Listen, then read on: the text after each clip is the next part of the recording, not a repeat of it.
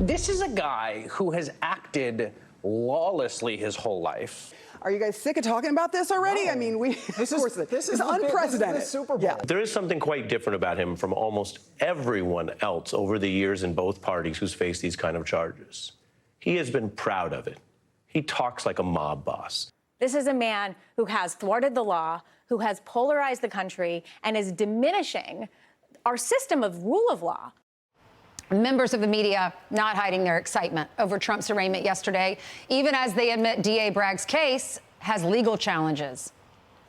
Here's where we're going to run into legal problems, because the indictment does not say what that second crime is, which is completely inexplicable to me. There's the facts and the law. The facts as laid out today could be a compelling argument. But before they even get there, they're going to have to overcome the legal issues. For question one, what is the crime? If I had to characterize it, it's disappointment. I had hoped that there would be more in the indictment. Here to react is OutKick founder Clay Travis. Clay, what is your reaction to that? What is the crime? That second crime is not listed.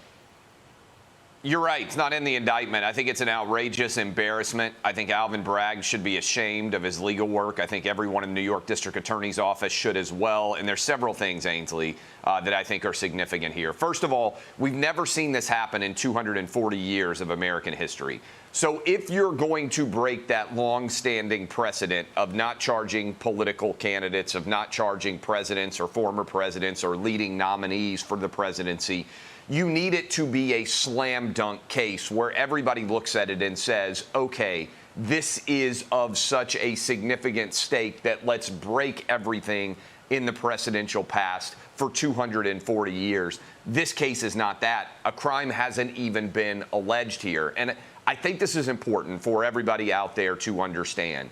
This is a misdemeanor. For almost all charges that Alvin Bragg is seeing, the majority of them right now in New York City, he is lowering felonies to misdemeanors to treat actual criminals with more leniency than they deserve. Here, what he is doing is the exact opposite. He is trying to elevate a misdemeanor, which has a 2-year statute of limitations and has already played out, to a felony that potentially would have 5 years. Now, that statute of limitations might still be in play also because it's more than 5 years since these incidents happened. But this is a sham prosecution. This is political, Ainsley. It feels to me like DA Bragg is the biggest contributor to Donald Trump's political career in his entire life, because Bragg may be pushing him right back into the Republican nomination, almost without a challenge, and into the White House.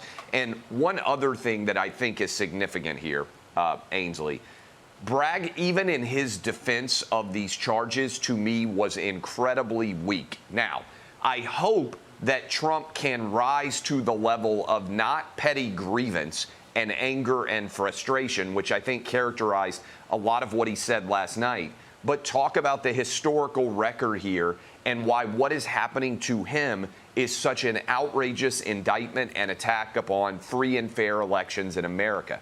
If Trump can make this, and I know this is always a challenge, a story about something other than Trump, I think he's going to be the next president of the United States. Really, yeah. I mean, it appears that the law is being manipulated to go after a political opponent. But when you watch some other networks, 100%. CNN's calling it the Super Bowl. Rachel Maddow was on last night. She normally just works Mondays. She came in last night, and she didn't even air Trump's speech at Mar-a-Lago. What's your reaction?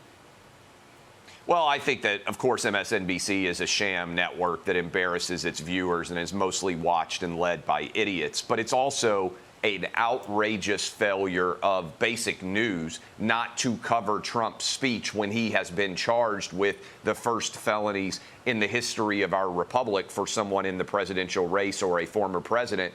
I think the public deserves to hear what he's going to say, even if you don't like it, but it's par for the course there. And I think, frankly, Ainsley, this is the biggest story.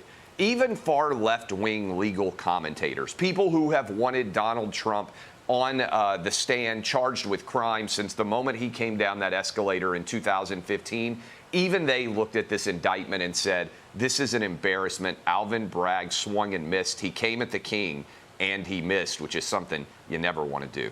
Clay, always good to see you. Thank you for coming on. And you can check out Clay's his website, outkick.com, to see what's clicking on OutKick.